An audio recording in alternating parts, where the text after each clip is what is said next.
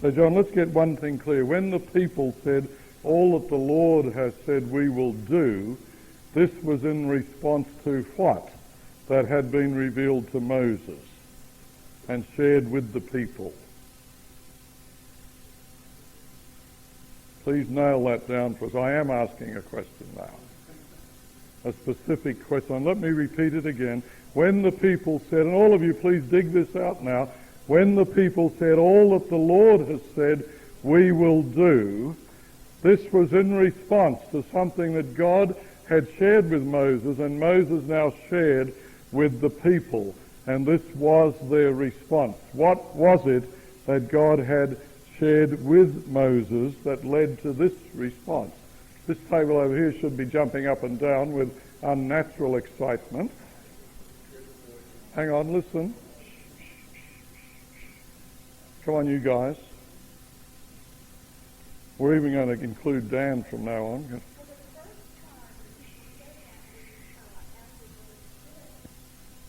So what had God just shared, Faith? So, and this is excellent, very helpful, Faith. So God had just requested of Moses, and we just made big points of it here, obey me fully and keep my commandment. What assumption are we tempted to make if God laid that on them, Faith? But if God says to you, keep my covenant, what assumption? Absolutely, absolutely. Listen, don't keep murmuring, please. It's hard to hear.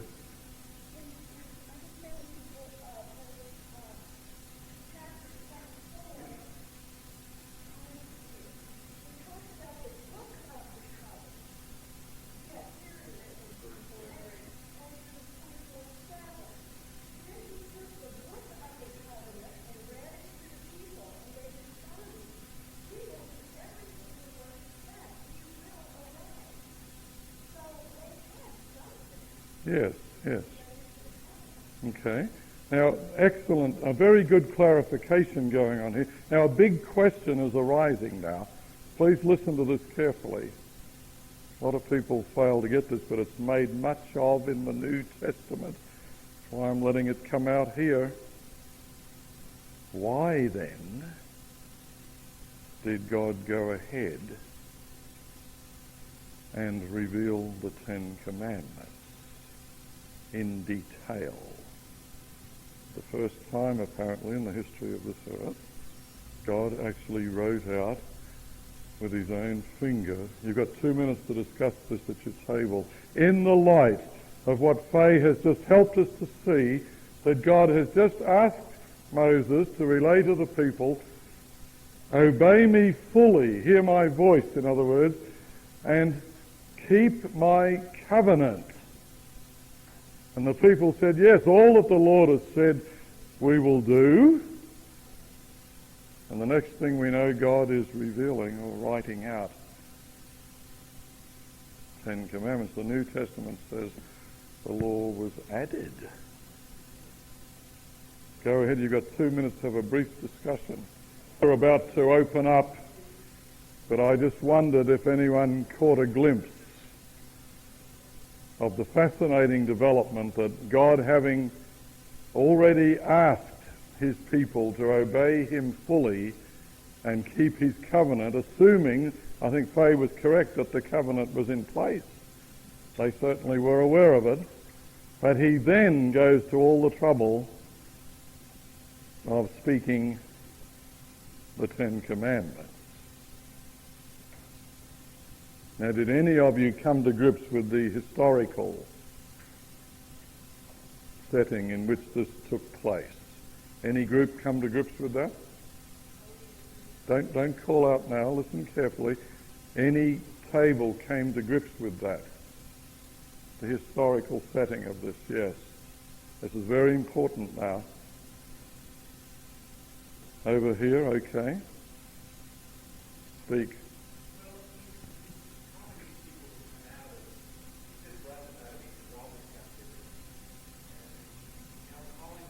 How long have they been there? Any comment on that? Yes. 10 generations at least, yeah. What are you hearing, Anna? Come on, get specific with us, Anna. We can handle it. Lay it on us. Like what? Come on, give me the big issue, which lies at the root of all those things.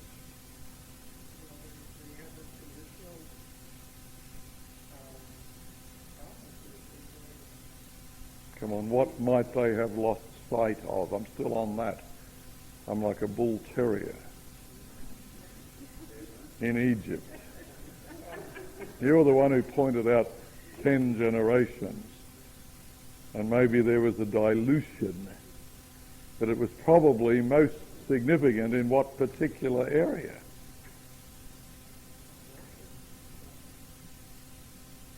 Well, not just the worship of God, but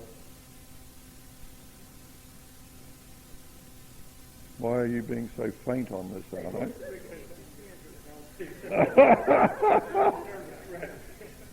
It's like having a lot of sparrows around you chattering away, isn't it? Yeah, it's a shame that no one heard a thing over here. Repeat all this for the group over there, Arno, if you wouldn't mind, in your best well-known public speaking voice.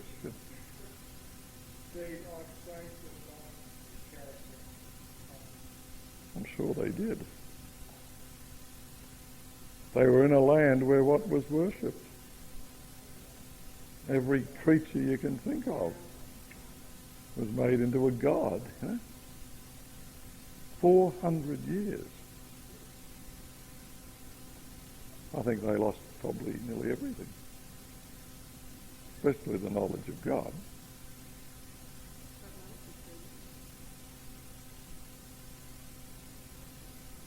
Well, if you recall, Moses had to be taken away from Egypt and taken into the wilderness for 40 years in order to get the knowledge of God. He certainly didn't have that knowledge or in place. He had... Go on. So all that they were looking for was a deliverer, and they really didn't have any knowledge of the prophecies and had the tangible scrolls to refer to the stories of the Lord. Was that any different from the Jews in the time of Jesus? They had totally misconstrued the picture of God. They'd lost the knowledge of God. They had great theology and books and interpretations of the law, but they'd lost the picture of God. They actually, literally expected what kind of God to come? One with a sword in his hand, cutting off the heads of the Romans. And had Jesus come like that, they would have risen up as a man and followed him. You know? Was that a hand over there?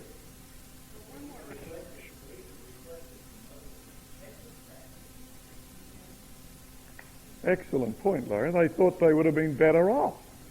So they've really lost sight of the knowledge of God. So God asked them to be a priest, but do they know who they're supposed to be a priest for? Okay. So come on, you're in a position now. God is saying, this is who I am.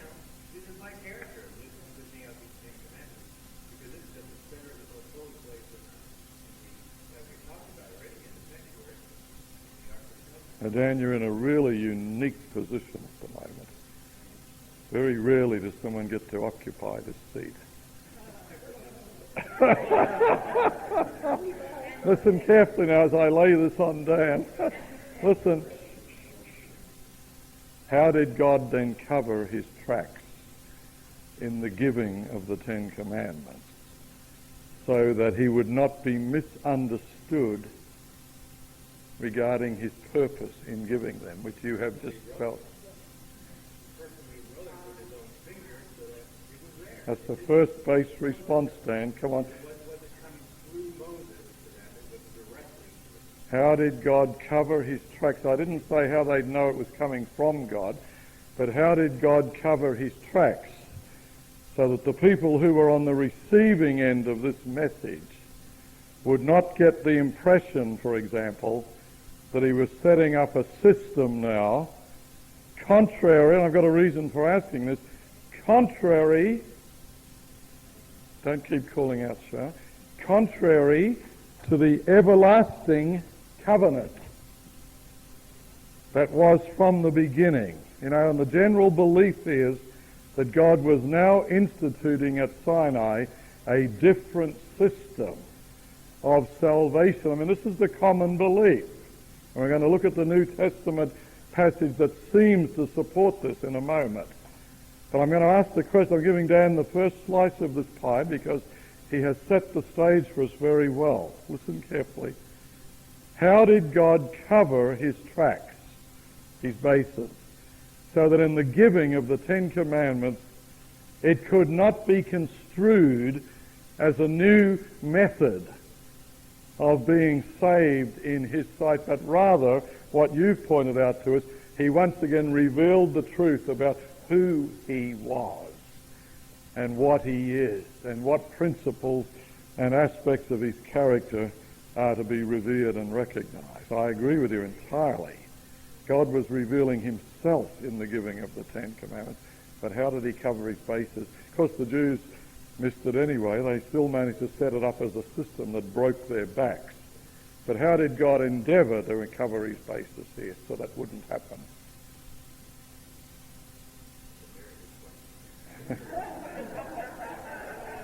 I know. Listen. Pull the answer for me out of Exodus 20 and I'll be satisfied. You seeing something already, Maurice? Go on, Judy. Go and jump in then if you've never needed a mouthpiece. Hang on. All right, excellent, Judy.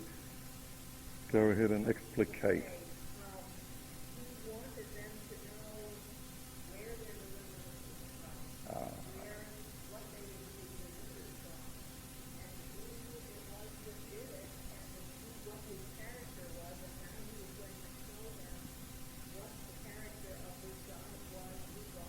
Well, what other word could we use instead of deliverance that you just used?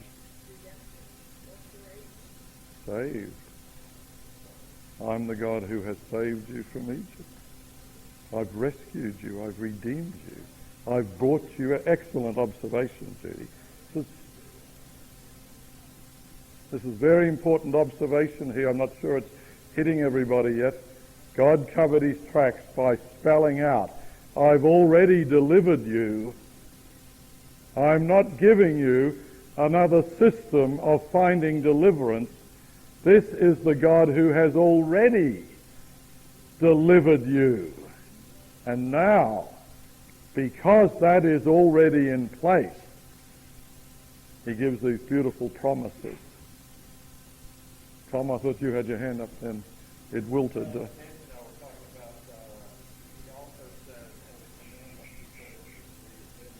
Yes. Sure. They knew the creation story. Yeah. These stories were passed down orally, remember? They knew the whole story of creation, the Sabbath, everything that had happened at creation was in their memory. Gary, yes? Judy's big point, you've just confirmed that. Wasn't that your point, Judy? You had that in mind when you said that. Yeah, I thought so.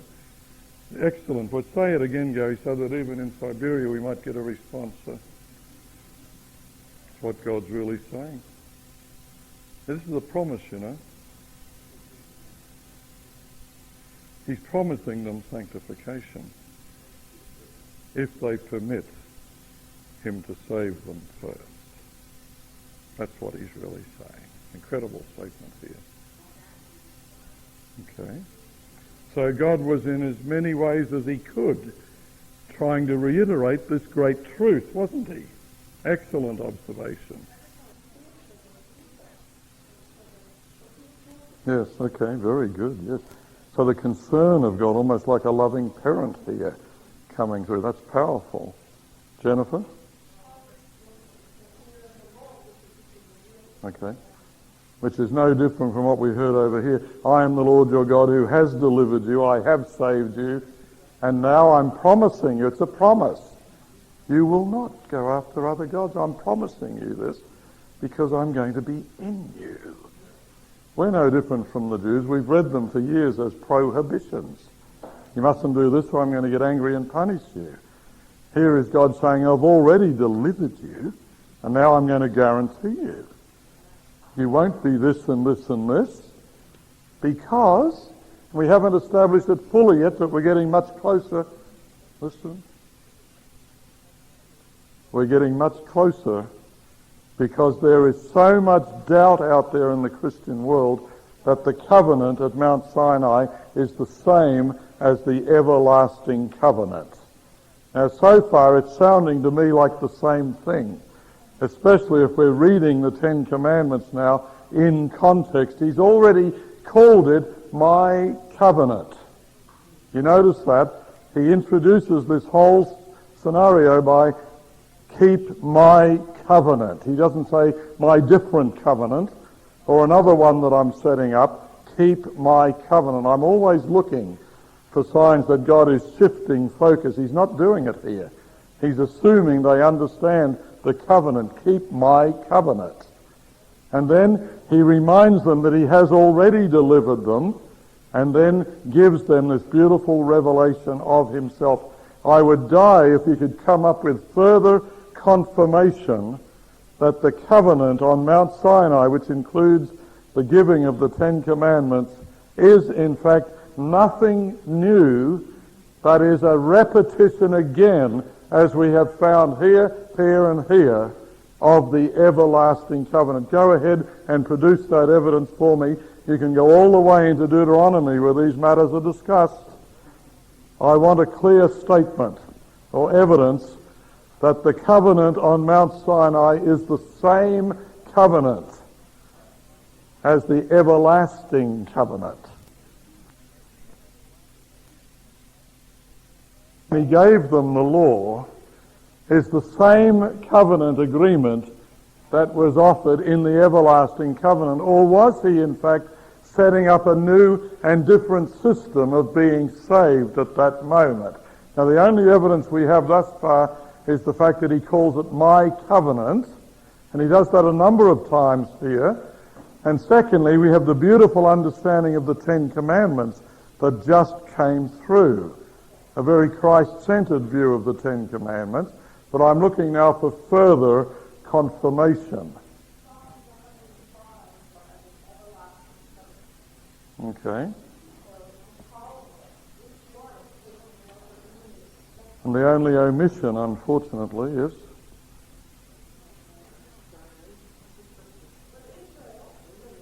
yes, but our question is directly.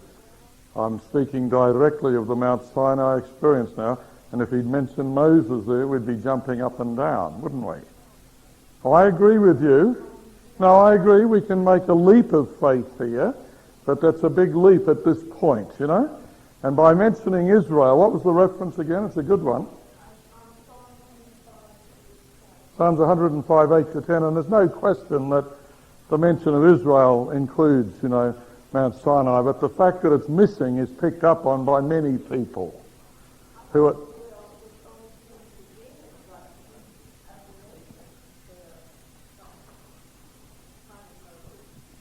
It certainly had its beginnings as a nation then. Yes, yes. No, I agree with you. We don't have a problem with that.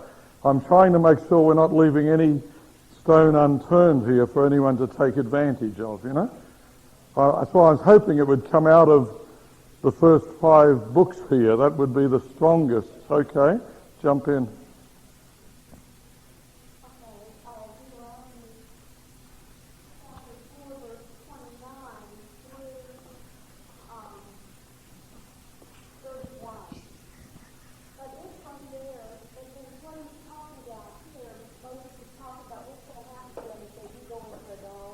Okay. He talks about that they're going to be scattered, but he says, if from there you seek the Lord, you will find him if you look for him with all your heart and with all your soul.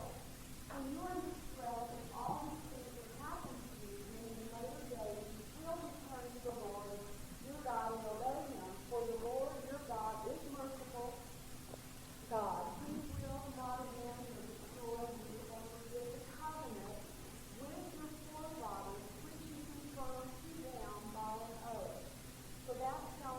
Very good.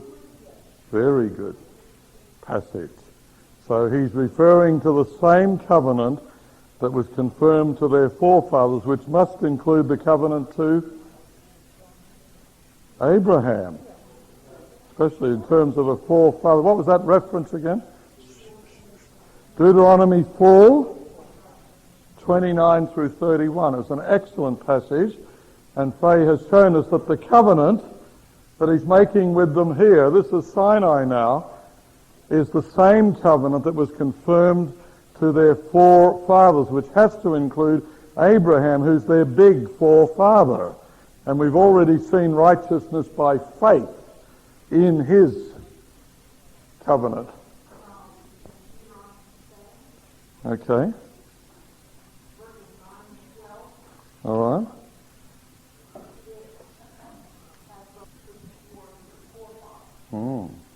Okay.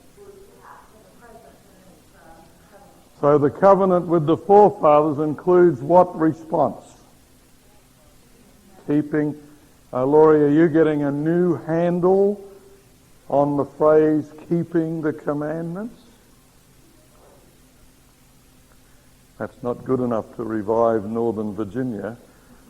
Come on, we need something much more compelling. I'm hoping that the phrase keeping the commandments is beginning to make its impact upon all of us. You've just shown us that that phrase is tied together with the covenant that was made with his forefathers, which takes us all the way back to Abraham, at least.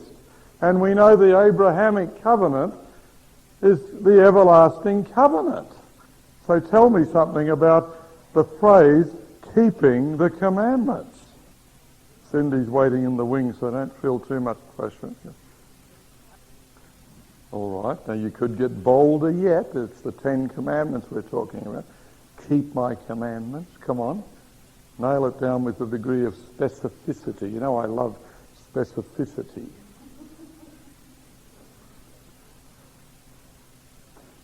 It's a good broad statement you just made. Now narrow it now.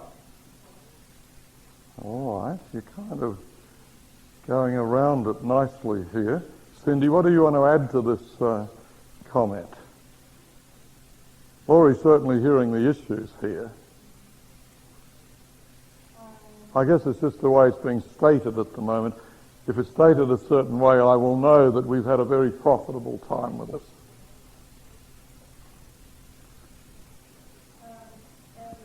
Well, Cindy volunteered her hand here, so I'm just responding to it. Speak up with impeccable clarity, please.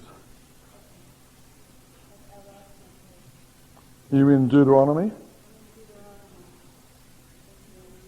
Now you are getting specific, and I like that, so just explain to us how that is possible in a nutshell.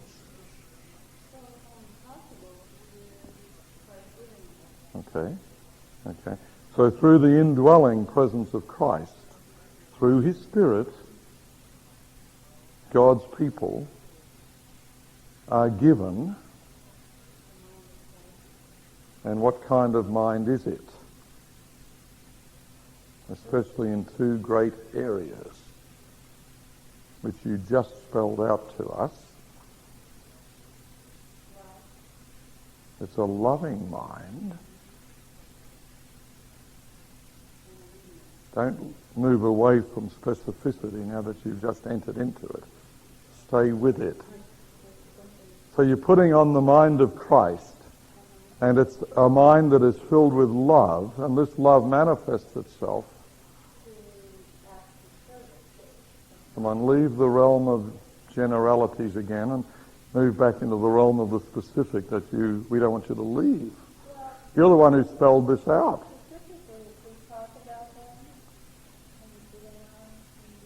But you're the one who gave us the details. You added to Laurie's statement by providing those delicious details.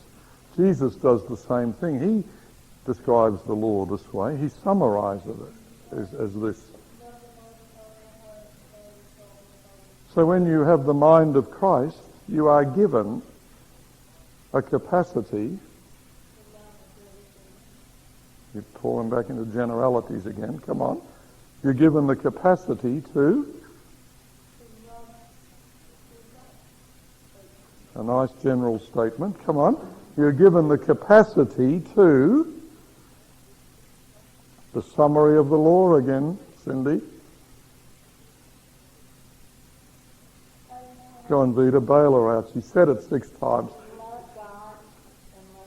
You're given the capacity to love God with all your heart and to love your neighbour. Oh, but you've already said it half a dozen times.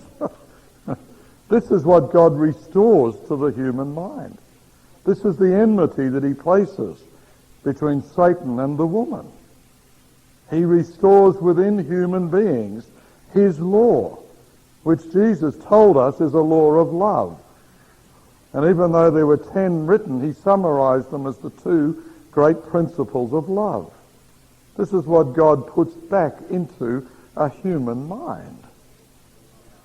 We're looking here at nothing new than that which has been offered in the everlasting covenant, because it was to equip us in every good work to do his will.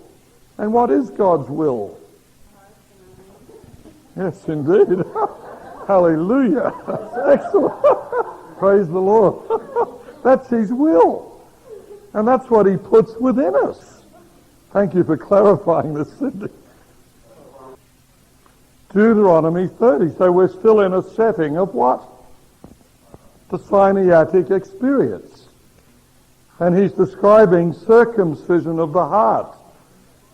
Not as a physical act, but as a regeneration, a renewal of the mind in which we love. And so even Jesus' summation of the law is rooted in the Mount Sinai experience.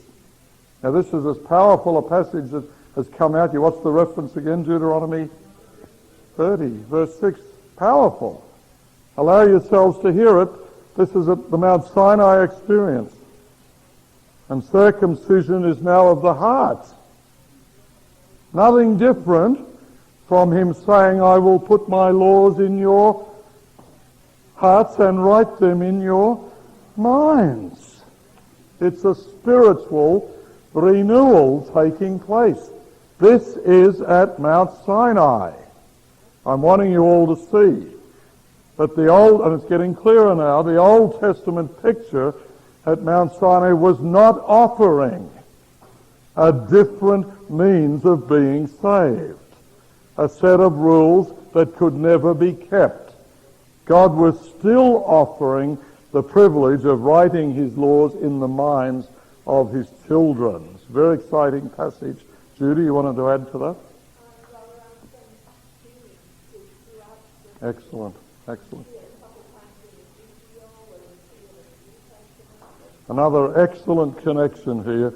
Abraham, Isaac, Jacob, Mount Sinai. It's the same thing developing. Yes, yes. I will be your God and you will be my people. But the only people that can really live with God are those that can endure his holiness. That's why if you trust him, he'll root out the root of sin from within you, painful as it is. Powerful passage, by the way. What was that reference again? Yeah, excellent. Laurie? Okay, yes. So the covenant that he's making at Sinai is offering his people the privilege of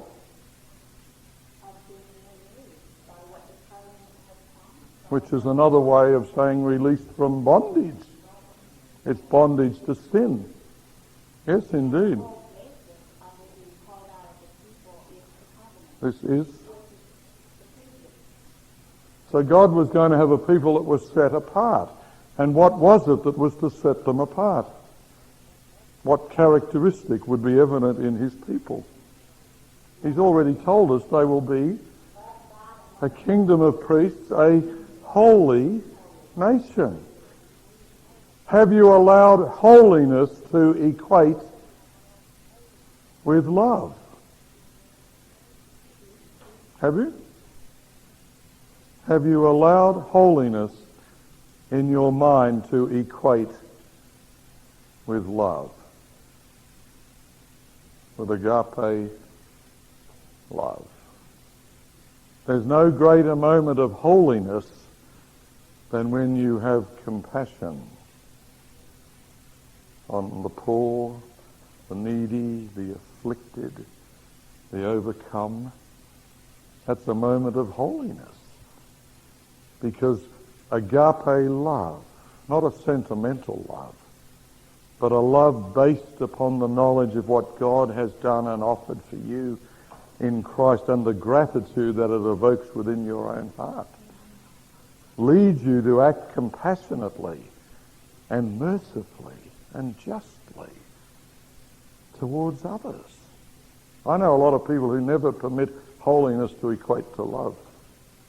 They have some picture of something so sacred you can't get anywhere near it.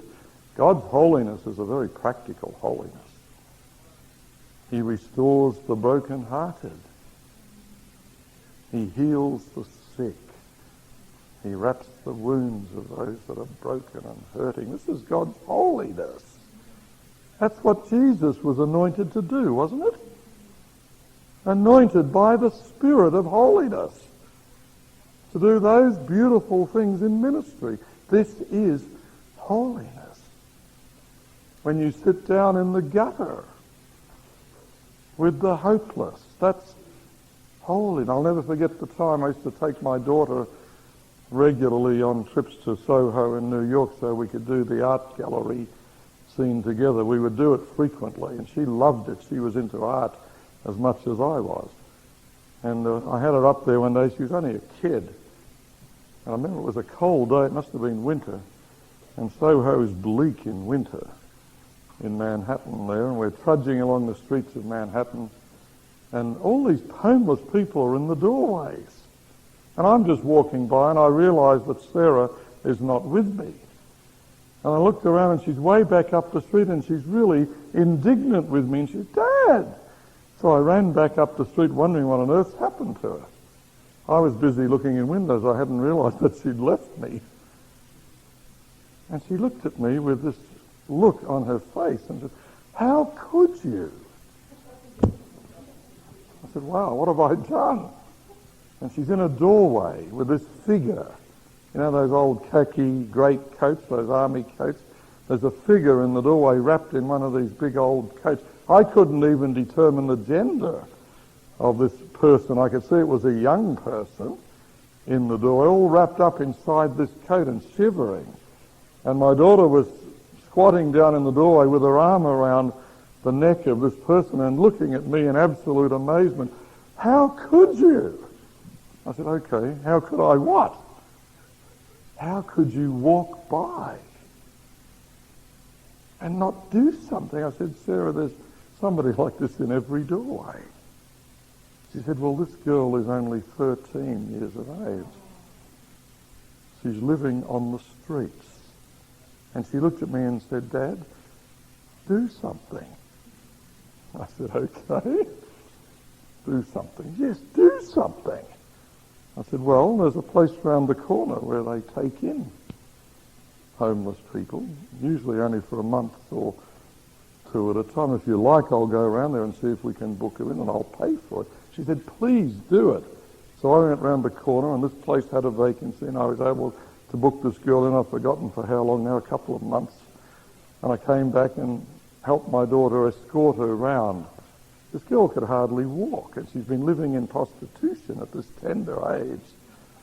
Anyway, we got to this home. I will never forget the sight as we took her in there, and the people were very warm and friendly and understanding, fortunately. And this girl would not let go of my daughter's neck. She's just clinging onto her neck as we stood there in the street, and I thought, wow, my own daughter is teaching me the meaning of the love of God, you know. That is holiness. That's love. God has this heart within him of compassion. Nancy?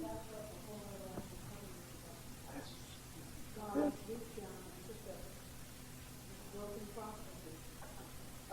Yes. Beautiful. Yes.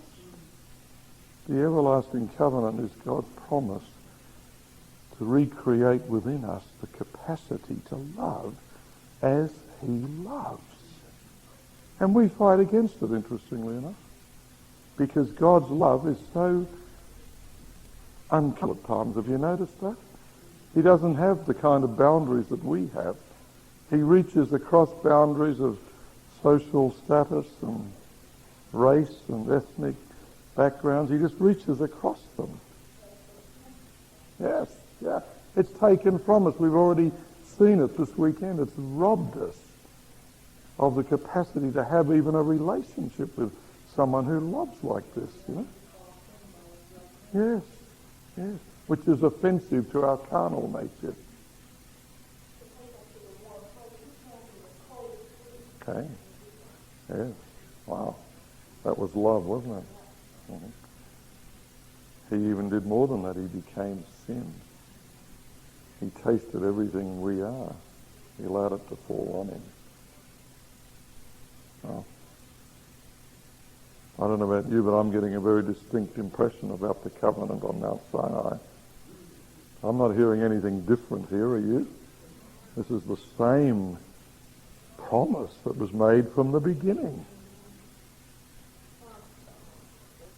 Absolutely. I'm trying to find that little story that I've got stuck in here somewhere. Where did I put it? It's a powerful little story. You may have heard it before, but it describes this point so well. It's about a young girl who grew up in Michigan. True story. A young girl grows up on a cherry orchard just above Traverse City, Michigan. Her parents, a bit old-fashioned, tend to overreact to her nose ring, the music she listens to, and the length of her skirts. They ground her a few times and she seethes inside. "I hate you," she screams at her father when he knocks on the door of her room after an argument. And that night she acts on a plan she has mentally rehearsed scores of times. She runs away. She has visited Detroit only once before, on a bus trip with her church youth group to watch the Tigers play.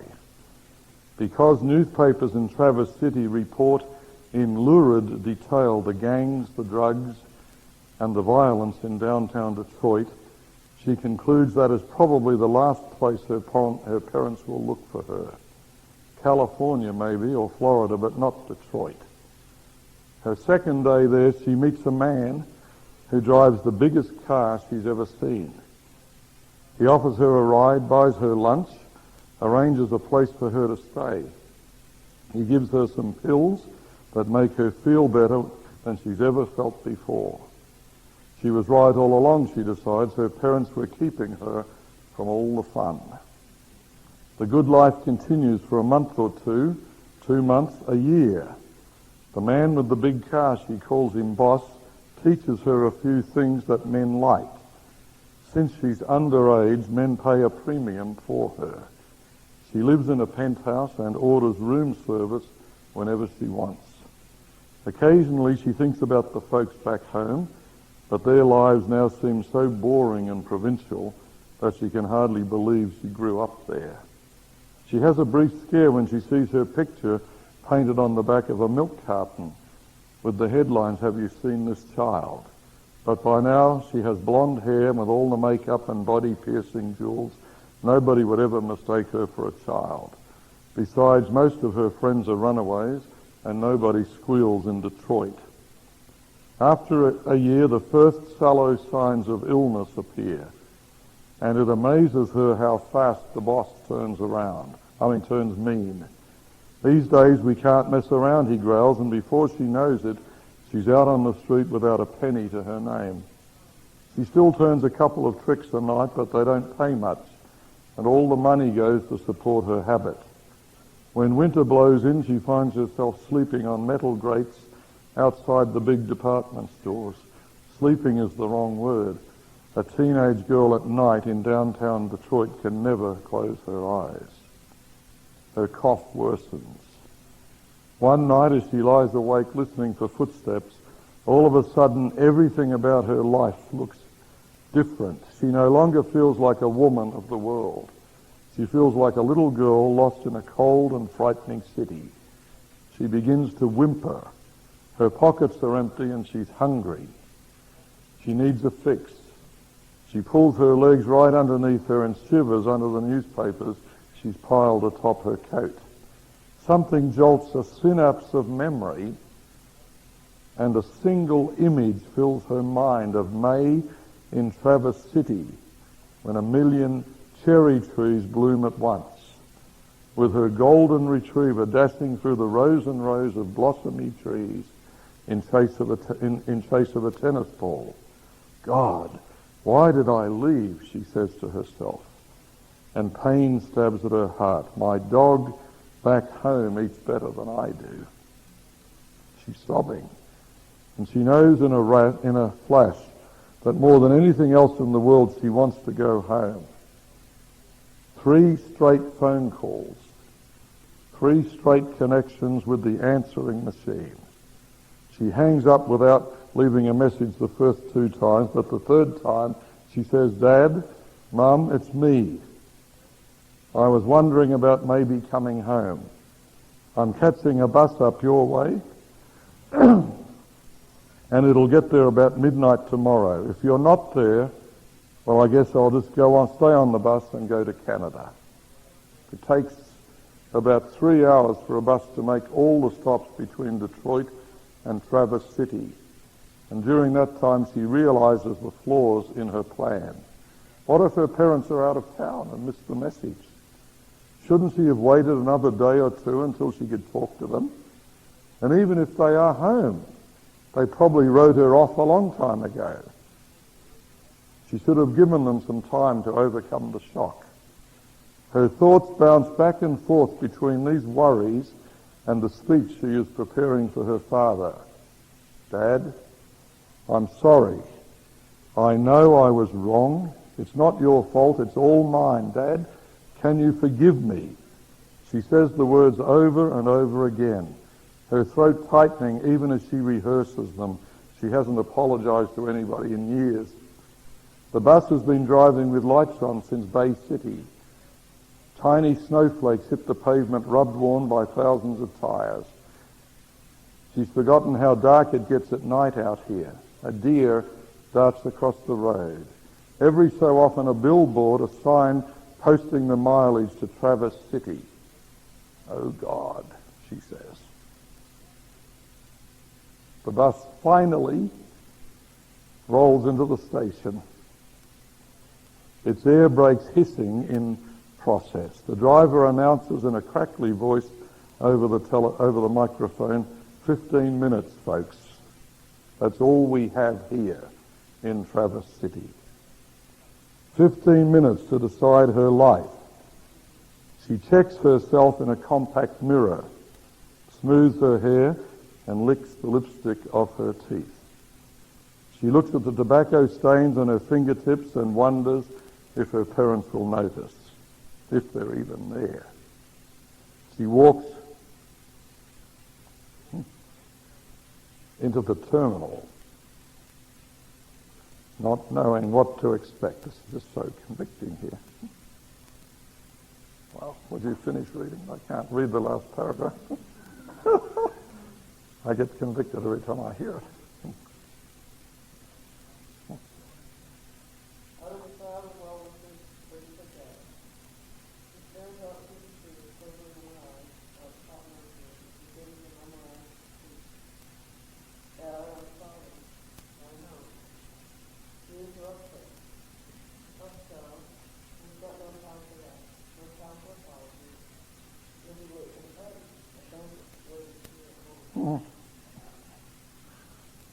Great story, huh?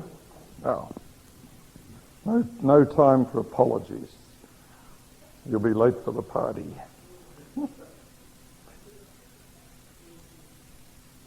I hope that you're not missing the point that God has invited you to his party. He's got banners out. He's not looking at all the mistakes. He's just standing there with his arms out, welcoming us back. This is the grace of God, you know. And we hedge it up with so many impossibilities. I confess that we need more of this love and this grace. That the sinners in our communities will sense that here is hope. Here is acceptance. Here is power. Here is life. Here is strength. How's your faith this afternoon? Is the everlasting covenant touching your heart? Are you hearing God say? You heard the parallel there with the prodigal son, didn't you? Are you seeing the Father standing there with his arms out, just welcoming you? Can't you see him saying, don't apologise, hush, hush, hush. We've got a party ready here. There's a celebration going on. Because that which is lost is found. I shudder when I think what men have done to the image of God. He's become so fearful. Someone to be afraid of, somebody you couldn't possibly relate to. Somebody you have to try and please or show him you deserve something, and all along he's just standing there offering you everything, including the privilege of having him living in you to restore you fully so that you will have the same capacity to love him and to love your fellow man as he has. This is the everlasting covenant. And it's rooted and grounded in the picture of what God himself is like. And the Ten Commandments was as close as he could get to showing us what he was like. He's promising us the same quality of love that he represents.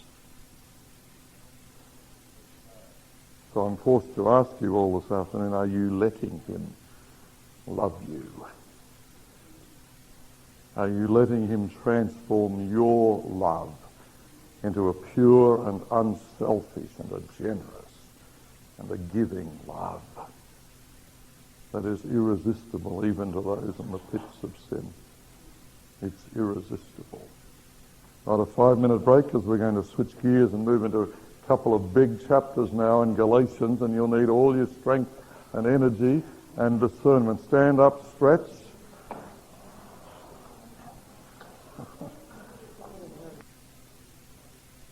We're moving with alacrity. The final movements are rapid ones. Those with the gift of wisdom are rapidly being seated. Others may meander.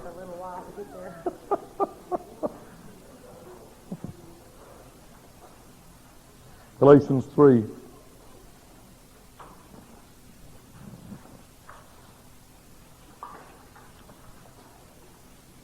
Galatians 3, yes, let's turn to Galatians 3.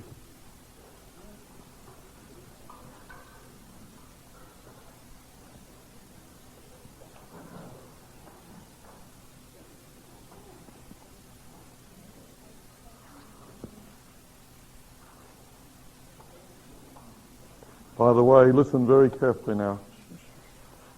Catch the setting, the context rather quickly. Notice it's spelled out there in the first couple of verses. You foolish Galatians. So he's not praising them at this point. Who has bewitched you? Before whose eyes Jesus Christ was publicly portrayed as crucified. This is the only thing I want to find out from you. Did you receive the Spirit? Thank you. By the works of the law or by hearing with faith? Paul has this capacity for incredible questions, doesn't he? He zeroes in. He just zeroes in and the issue comes into focus. We're still waiting for your answer, by the way, to that other question from before. It hasn't come out yet. What a great question. Did you receive the Spirit by the works of the law or by hearing with faith? What have we already learned this weekend that the reception of the Spirit is associated with? Faith, one word never cuts it with me. It doesn't tell me you have any degree of understanding. What have we learned already this weekend? That the reception of the Spirit is directly associated with. Very good, Laurie. Confessing that Jesus Christ is Lord, that he is the Christ, the Son of the living God. This is what opens the Spirit up to come into our lives. So apparently Paul had people on his hands who were believing that through their own efforts at doing good or whatever they were doing, they were receiving the Spirit. Verse 3, are you so foolish? Well, he doesn't mince words, does he? Having begun by the Spirit, are you now being perfected by? They're falling into a kind of perfectionism. If I do this and this and this, I'm going to arrive at a certain incredible level. Perfection. I'll be there. We have a lot of people in our own movement that buy into this. They do things because they hope that by doing them they will receive some credit from God, some merit, some brownie points, which will be added together at a certain time. This was the thinking of the Jews even in the time of Jesus. They believed in a system like that. Did you suffer so many things in vain, if indeed it was in vain? And then he comes to verse 6.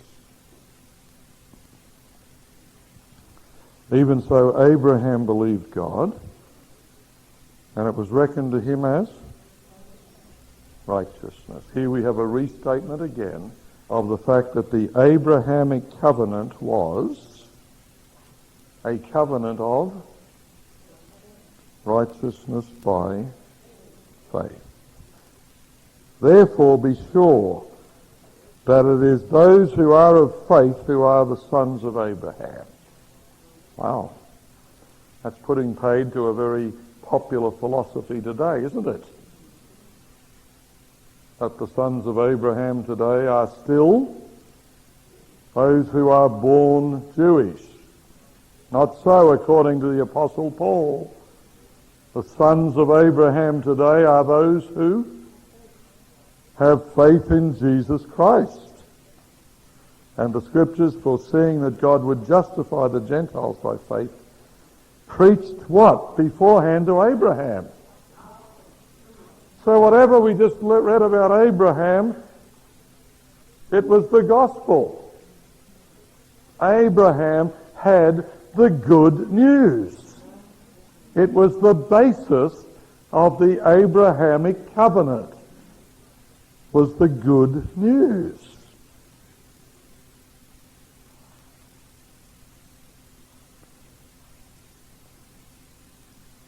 So, as the Scripture, foreseeing that God would justify the Gentiles by faith, preached the gospel beforehand to Abraham, saying, all the nations shall be blessed in you. What are we hearing now about that promise? What was it a promise of? Him having many children?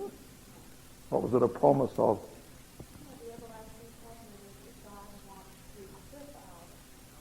What was given to Abraham? Look particularly at Abraham there. This is a quotation from the life of Abraham, that all the nations shall be blessed in you. So what was Abraham given? Many children What was he given? Keep in mind the sentence that precedes it. Go on, jump in. Okay. Because the basis of the good news was the death of the sacrifice. So Abraham was being assured that through his line Christ would come and the good news would reach the multitudes of this earth. Yes, he was being given that assurance. Now look at verse 9. So then those who are of faith are blessed with Abraham the believer. For as many as are of the works of the law are under a curse. It's a big statement. Now, you know what Paul is like. He comes out with these blockbuster statements, and this is one of them. If you want to understand this whole chapter, you must hear that statement. As many as are of the works of the law are under the curse. Who dares to paraphrase that for me? It's always a dare to paraphrase Paul.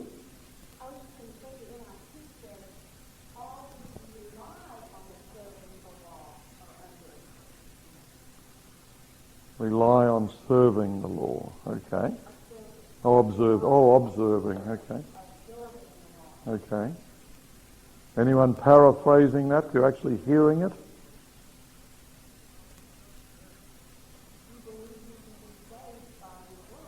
Okay.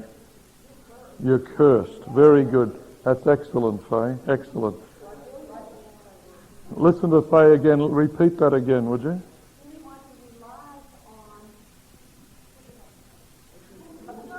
You said if you believe.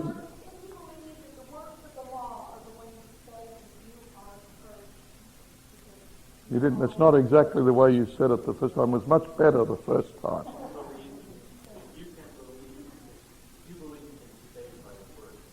That was good. It was very clear. So if you believe you can be saved by your works, you are cursed.